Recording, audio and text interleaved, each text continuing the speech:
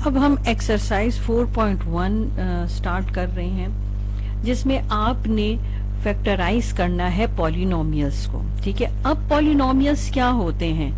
Polynomials जो हैं वो आपके पास मैथमेटिकल और अलजेब्रिक एक्सप्रेशंस होते हैं। ठीक है, अलजेब्रिक एक्सप्रेशंस में हमारे पास क्या क्या होता है? हमारे पास अलजेब्रिक एक्सप्रेशन में कोफिशिएंट भी हो सकते हैं, वेरिएबल्स भी हो सकते हैं, एक्सपोनेंट्स भी हो सकते हैं। अब जैसे मैंने ये लिखा है 2x क्यूब, तो जो 2 है ये आपके पास कोफिशिएंट है, x आपके पास वेरिएबल है और 3 आपके पास एक्सपोनेंट है। ये कोई भी वैल्यू हो सकती है। जैसे कि मैं अगर यहाँ पर ले लूं 7x4, ठीक है, इस वक्त जो 7 है वो आपके पास कोफिशिएंट है, x आपके पास वेरिएबल है और 4 आपके पास एक्सपोनेंट है। ये x भी हो सकता है, ये कोई और वेरिएबल भी हो सकता है। अब पॉलिनोमियल के बारे में हम मजीद जानना चाहेंगे कि पॉलिनोमियल बेसिकली हम किस तरह के एक्सप्रेशंस को हम पॉलिनोमियल्स कहते हैं। ये तो हमें पता चल गया कि अलजेब्रिक एक्सप्रेशन में आपके पास कोफिशिएंट, वेरिएबल, एक्सपोनेंट है। अब हम पॉलिनोमियल्स के बारे में जानेंगे। ठीक है, पॉलिनोमियल जो वर्ड है वो 2 वर्ड से मिलके बना है, जैसे पॉली और नोमियल। पॉली का मतलब है मैनी और नोमियल का मतलब पार्ट्स। ठीक है, अब यहाँ पर जैसे कि वर्ड से भी क्लियर है कि यहाँ पर आप मैनी पार्ट्स जो है यानी कई पार्ट्स को आप डील कर रहे हो। ठीक है, अब अगर आपके पास कोई एक ऐसी वैल्यू जैसे 7, 4x, 4x स्क्वायर और 3ab स्क्वायर है, तो यहाँ पर अगर आप देख रहे हो तो सिंगल वैल्यू और कोई प्लस और माइनस साइन आपको नहीं दिखाई दे रहा। तो इससे यहाँ पर ये पता चलता है कि हमारे पास एक टर्म है। इस तरह के जो एक्सप्रेशंस होते हैं जहां पर प्लस और माइनस आपको किसी भी वैल्यू के दरमियान में न दिखे, उसको हम कहते हैं ये वन टर्म है। ठीक है, और जब वन टर्म वाला कोई एक्सप्रेशन हो तो उस पॉलिनोमियल को मोनोमियल कहेंगे। ठीक है, अगर कोई एक ऐसा एक्सप्रेशन है जिसमें 2 टर्म्स हैं, यानी कहीं प्लस साइन है, तो जिसकी वजह से वो जो वैल्यूज है वो सेपरेट हो रही हैं, जैसे 4 और x दोनों जो हैं इनके दरमियान में प्लस साइन है, इसी तरह 3xy और x के दरमियान माइनस साइन है, तो यहाँ हम बोलेंगे इनको 2 टर्म्स है ये। ठीक है, जो 2 टर्म वाला एक्सप्रेशन है उसको हम बाइनोमियल बोलेंगे। उस तरह के पॉलिनोमियल को हम बाइनोमियल बोलेंगे। फिर अगर आपके पास एक ऐसा एक्सप्रेशन है जैसे कि 3 + a + b, फिर ये कुछ भी हो सकता है, जैसे कि 3xy हो सकता है, -y3 हो सकता है, +z, यानी कि साइन चेंज भी हो सकते हैं। मगर अगर आप देखें तो इन साइन की वजह से हम टर्म्स रीड कर सक रहे हैं। ठीक है ना, तो ये यहाँ पर आपको इस एक्सप्रेशन में 3 टर्म्स दिख रहे हैं। तो ऐसा पॉलिनोमियल जिसमें 3 टर्म्स वाला 3 टर्म्स इन्वॉल्व हो उसको हम ट्राइनोमियल कहते हैं। अब खाली 1, 2 और 3 ही टर्म्स वाले एक्सप्रेशन या पॉलिनोमियल्स नहीं होते, बल्कि इससे ज्यादा भी हो सकते हैं। जैसे कि मैंने यहाँ पे लिखा है 4x स्क्वायर + 2y + 3, आप यहाँ पर साथ कुछ और भी हो सकता है, जैसे कि 5x क्यूब। अब देख रहे हैं आप 4 टर्म्स हैं, तो इससे ज्यादा 3 से ज्यादा भी टर्म्स आ सकती हैं और हम उनको पॉलिनोमियल्स ही बोलेंगे। अब हम इन एक्सप्रेशंस के सोल्यूशन की तरफ आते हैं। ठीक है, अब ये जितने भी एक्सप्रेशन है, जब ये जैसे कि यहाँ पर मैंने एक एग्जांपल दी हुई 15x²y, ये एक पॉलिनोमियल है। इस एक्सप्रेशन को आप फैक्टराइज करें तो ये फैक्टर में कन्वर्ट हो जाएंगे। ठीक है, और अगर इन्हीं फैक्टर्स को आप मल्टीप्लाई करें तो वो पॉलिनोमियल में कन्वर्ट हो जाएंगे। इसका मतलब है जो मल्टीप्लिकेशन है वो फैक्टराइजेशन के जो है ऑपोजिट है। ठीक है ना, तो इन क्वेश्चंस का सोल्यूशन भी हम इसी तरह करेंगे। अगर कोई पॉलिनोमियल एक्सप्रेशन दिया होगा तो उसके हम फैक्टर्स बनाएंगे, और किसी जगह आपको फैक्टर्स दिए होंगे और आपको उन फैक्टर्स को मल्टीप्लाई करके उस पॉलिनोमियल एक्सप्रेशन में कन्वर्ट करना होगा। जैसे कि 15x²y था, तो हमने क्या किया, इसके क्या फैक्टर बनाए, 5x और 3xy। तो 5 × 3 15, x × x मल्टीप्लाई हो तो आपके पास सेम वेरिएबल में जो पावर है वो ऐड हो जाती है, तो पावर तो 1 1 है, 1 + 1 2 हो जाएगा और y। ठीक हो गया। इसके बाद हम जो है अब इनके डिफरेंट जो है टाइप्स पढ़ेंगे, यानी हम फैक्टराइजेशन और कितनी टाइप्स के थ्रू कर सकते हैं। Types of factorization of polynomials करेंगे, यानी पॉलिनोमियल्स को किस किस तरीके से आप फैक्टराइज कर सकते हैं, ठीक है। अब जो फर्स्ट टाइप आप देखो के ए प्लस के बी प्लस के सी था। अब अगर नोटिस करें तो आपको तीनों टर्म्स में के दिख रहा है, इसका मतलब के कॉमन है, के तीनों टर्म्स में एग्जिस्ट करता है, तो हम इस के को ले लेते हैं कॉमन, ठीक है। अब के साथ कट गया तो ए आ गया, फिर के से कट गया तो बी आ गया, फिर के से कट गया तो सी आ गया। अभी भी इस लेवल पर बाज बच्चे हैं जिनको ये कॉमन लेके कटिंग करना डिफिकल्ट लगता है, तो मैं आपको एक बिल्कुल आसान तरीका बताती हूँ कि अगर आपको कॉमन लेना और ब्रैकेट के अंदर क्या वैल्यू आएगी ये लेना डिफिकल्ट लग रहा है, तो आप यूं सोच सकते हैं। देखिए, पहले तो आपने फैसला कर लिया कि के आपने कॉमन ले लिया, ठीक है।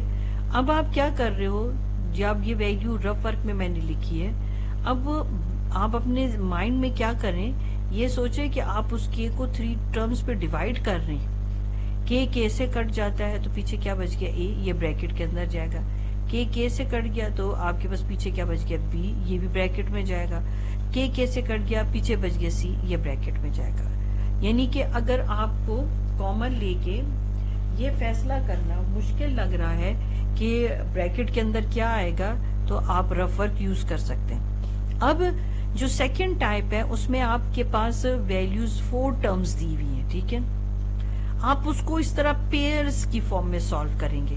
मैंने ये जो अंडरलाइन किया ये एक पेयर है और ये दूसरा पेयर है। अब इस पेयर में देखिए कौन सी वैल्यू कॉमन है, ए इसमें कॉमन है, ठीक है। ब्रैकेट लगा लें। आप अपने माइंड में क्या कर रहे हैं, जिस चीज को आप कॉमन ले रहे हैं तो इस पर डिवाइड कर रहे हैं, तो इस तरह इसमें आपको इस तरह से भी बोल सकते हो कि देखिए ए से कट गया तो आपकी ब्रैकेट में सी आ गया, फिर प्लस साइन, फिर ए से कट गया तो ब्रैकेट में आपके पास डी आ जाएगा, फिर प्लस का साइन, फिर अब इन दोनों टर्म्स में क्या कॉमन है, बी है, तो अब आपके पास आ जाएगा सी प्लस डी आ जाएगा, ठीक है। अब आपके पास जब दोनों ब्रैकेट की वैल्यू सेम आ रही है तो समझो आपका क्वेश्चन ठीक जा रहा है। अब एक मर्तबा आप लिखोगे ए प्लस बी, यानी ये ए और ये प्लस बी, इसे लिखेंगे आप, ठीक है। और सी प्लस डी में से एक फैक्टर आप लिखोगे, दोनों एक जैसे, आप सी प्लस डी लिखेंगे। अब ये तो एक तरह दो आपके पास सिंपल सी एक टाइप थी जिसमें आपने फैक्टराइज करना सीखा, मगर ये जो थर्ड टाइप है जिसके थ्रू आप किसी पॉलिनोमियल को फैक्टराइज करेंगे, ये एक आइडेंटिटी भी है। आइडेंटिटी मतलब ये एक फॉर्मूला भी है। A plus B whole square अगर होगा तो आप उसको कैसे एक्सपेंड करेंगे, A square plus 2ab plus B square, ठीक है। और अगर ये प्लस की जगह यहाँ माइनस साइन आ जाए तो इस आइडेंटिटी को आप कैसे एक्सपेंड करेंगे, ए स्क्वायर माइनस 2ab और प्लस बी स्क्वायर। अब आप ये सोच रहे होंगे कि ये एक्सपेंडेड फॉर्म इससे आई कैसे। इसका सिंपल सा जो मेथड है वो मैं आपके साथ शेयर करती हूँ कि a plus B whole square का क्या मतलब है कि सेम वैल्यू 2 टाइम्स लिखी गई है, ठीक है। अब मैं आपको ये प्रूफ करके देना चाहती हूँ कि इससे ये a square plus 2ab plus B square कैसे आए। अब ये दोनों मल्टीप्लाई हो रहे हैं। अब मल्टीप्लाई करने का एक जो सिंपलेस्ट मेथड क्या होता है कि अगर आपसे फॉर्मूला भूल गया है तो आप क्या करें, आप पहली वैल्यू को स्प्लिट अप करें और जो सेकंड वैल्यू है इसको रिपीट कर दें, ठीक है। अब वो देखिए कैसे, अब ये देखें ए प्लस बी, ठीक है। अगर आपको ये समझ आ गया तो आपको फोर्थ आइडेंटिटी भी बहुत इजीली समझ आ जाएगी, ठीक है। ये एक आइडेंटिटी भी है और ये एक समझो कि एक मेथड भी आपका इसके थ्रू फैक्टराइजेशन होती है आपकी। अब ये a इंटू ए स्क्वायर, ए भी आ जाएगा, फिर ये बी ए से मल्टीप्लाई हो गया तो ए बी आ गया, बी से मल्टीप्लाई हो गया तो बी स्क्वायर आ गया। अब यहाँ नीचे तो इतनी स्पेस है नहीं, चलो यहाँ कर ही लेते हैं, ए स्क्वायर प्लस अब ये 2 आपके पास 2ab है तो आप लिख लेंगे 2ab और प्लस बी स्क्वायर, ठीक हो गया।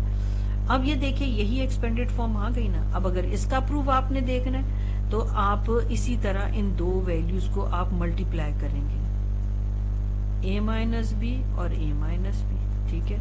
अब एक को आपने स्प्लिट अप करना है और एक को आपने रिपीट करना। ये भी उस फर्स्ट आइडेंटिटी की तरह आप स्प्लिट अप करेंगे और रिपीट करेंगे, ठीक है। अब यहाँ पर फिर इसको आप लिखेंगे a माइनस बी। अब आप ये ब्रैकेट्स खोलें, a से मल्टीप्लाई हुआ तो दोनों की तो पावर 1 है, तो आपके पास मल्टीप्लिकेशन में पावर ऐड हो जाती है, तो आपके पास 2 आ गया, माइनस ए बी, और ए बी से मल्टीप्लाई हो तो minus A B, minus into minus plus, और बी बी से मल्टीप्लाई होगा तो बी स्क्वायर, क्योंकि मल्टीप्लिकेशन में जो है जो पावर आपके पास होती है वो ऐड हो जाती है। अब आपके पास a2 आ जाएगा, दोनों वैल्यूज आपके पास ए बी सेम साइन है तो ऐड हो जाएगा और ये 2ab बन जाएगा। फिर आपके पास आ जाएगा प्लस बी स्क्वायर, ठीक है। अब ये आपने देख लिया कि इस a minus B whole square से ये एक्सपेंडेड फॉर्म कैसे है। अब आपके पास फिफ्थ जो टाइप है, ये भी एक आपका फॉर्मूला है या इसको आप आइडेंटिटी कह सकते हैं, ठीक है। वो है a square minus B square. अब आप एम्प्टी ब्रैकेट्स बनाएंगे, ठीक है। अब इस एम्प्टी ब्रैकेट में आप a जब लिखोगे तो a की पावर आप क्या रखोगे कि आप रिवर्स में रीड करो तो आपके पास 2 आए तो 1 ही रहेगी। b आप ब्रैकेट के अंदर लिखेंगे, b की क्या पावर आप रखें कि 1 2 के साथ मल्टीप्लाई हो तो रिवर्स में आपको 2 ही दे। तो ये एम्प्टी ब्रैकेट्स के थ्रू लर्निंग जो है वो जरा इजी हो जाती है, ठीक है। अब आप ब्रैकेट के अंदर की वैल्यू एक मर्तबा माइनस साइन के साथ लिखेंगे और एक मर्तबा आप प्लस साइन के साथ लिखेंगे, ठीक है। अब आपने क्या करना होगा कि ये जो फर्स्ट आइडेंटिटी है उसकी भी आप एम्प्टी ब्रैकेट सीखें, ठीक हो गया। और आप उसके थ्रू जो आपकी लर्निंग होती है ना वो बहुत ज़रा इजी हो जाती है। अभी तक 4 टाइप्स कर लिए हैं, ठीक है। अब जो फिफ्थ टाइप थी, अगर आप इसमें देखें तो ये a square minus B square थी, ये भी हम कर चुके हैं, ठीक है। अब मैं आपको थोड़ा सा ये बताना चाह रही थी कि आप इस एम्प्टी ब्रैकेट के थ्रू जो है ना क्वेश्चन को सीखें, क्योंकि इससे क्वेश्चन काफ़ी इजी हो जाता है सॉल्व करना, ठीक है। अब अगर a स्क्वायर बी स्क्वायर आपने देख लिया है, a स्क्वायर और माइनस बी स्क्वायर है, इन्हीं 2 स्क्वायर्ड वैल्यू है और दरमियान में माइनस है, तो आप बस एम्प्टी ब्रैकेट्स बनाएं और उसके ऊपर स्क्वायर लगाएं और माइनस साइन लगाएं, ठीक है ना। अब इसके अंदर आपने जो वैल्यू आप लगाओगे वो a और b होगी, फिर उसको एक मर्तबा माइनस और प्लस में, इसी तरह आप इसकी भी एम्प्टी ब्रैकेट्स को जो है वो जो है बनाना सीखे, अगर फॉर्मूला आपने सीख लिया। अब आपके पास जो है ये सिक्स्थ जो आपके पास टाइप है, इसमें अगर आप नोटिस करें तो 2 आइडेंटिटीज, इन्हीं के 2 फॉर्मूलाज कंबाइन किए गए, a स्क्वायर प्लस 2ab, और जब आप इसको कर चुकोगे तो फिर आपके पास ये a square minus B square की आइडेंटिटी और फॉर्मूला जो है या ये टाइप जो है वो भी इसमें जो है इन्वॉल्व हो जाएगा। वो कैसे कि अगर ये इसकी एक्सपेंडेड फॉर्म है, थर्ड फॉर्मूला अगर आप देखिए स्क्वायर प्लस 2 इसकी एक्सपेंडेड फॉर्म है ना, तो इसकी जगह मैं ये लिख सकती हूँ ना a प्लस बी, हम ये लिख सकते हैं, ठीक है, a plus B whole square, ठीक है, माइनस, अब इसी को भी आप ब्रैकेट में लिखें, इसके लिए सेपरेट ब्रैकेट बनाएं। अब इस जगह पर आप नोटिस करें कि क्या ये इस फिफ्थ आइडेंटिटी से फॉर्मूला से मैच नहीं करता है, a square minus B square, बिल्कुल ये उससे मैच करता है। तो अब ये a प्लस बी को आप a कंसिडर करें, पूरा ये a है, ये देखो इस तरह से आप इसको लो कि जैसे a है ना, तो उस तरह अब ये 2 जो वैल्यूज है ये कंबाइन होके ये बेसिकली शो यही कर रहा है कि ये आपके पास ये a स्क्वायर, जिस तरह आपके पास एक ब्रैकेट में इनक्लोज है उसी तरह a प्लस बी भी इनक्लोज है। तो आप एक मर्तबा लिख लोगे a प्लस बी माइनस सी, यानी माइनस साइन के साथ, फिर आप क्या लिखोगे a प्लस बी और प्लस सी। अब ये राउंड ब्रैकेट हटा लें आप, तो आपके पास एक 2 तरह के पॉलिनोमियल एक्सप्रेशंस आ जाएंगे, ठीक है, जिनमें 3 टर्म्स हो जाएंगे। अब ये वाला जो 6th और 7th जो टाइप है ये काफी मैच करते हैं, खाली फर्क उसमें माइनस साइन का है। अब अगर आप नोटिस करो तो ये आपके पास जो 4 आइडेंटिटी थी a minus B whole square की, ये उसी की एक्सपेंडेड फॉर्म है ना, तो उसकी आप ये वाली फॉर्म लिख लें, क्योंकि आपके पास ये उसकी एक्सपेंडेड फॉर्म है, तो आप इसकी ये क्लोज फॉर्म लिख लें, ठीक है। और इसी तरह आप c को जो है ब्रैकेट में लिखेंगे। अब एक मर्तबा आप माइनस साइन के साथ लिखें, ठीक है, माइनस सी, यानी सी के साथ जो साइन है वो आपने चेंज करना होता है, a माइनस बी प्लस सी, ठीक हो गया। अब ये दो आपके पास फैक्टर्स हो गए। ये आपने टोटल 7 टाइप्स जो है फैक्टराइजेशन की सीखी, जिसमें 3 तो इसमें फॉर्मूलाज इन्वॉल्व थे, जैसे कि a minus B A minus B whole square A plus B whole square और a square minus B square. ये आपके पास 3 इसमें एक तरह के फॉर्मूलाज भी इन्हीं टाइप्स में आपने कवर अप कर लिए।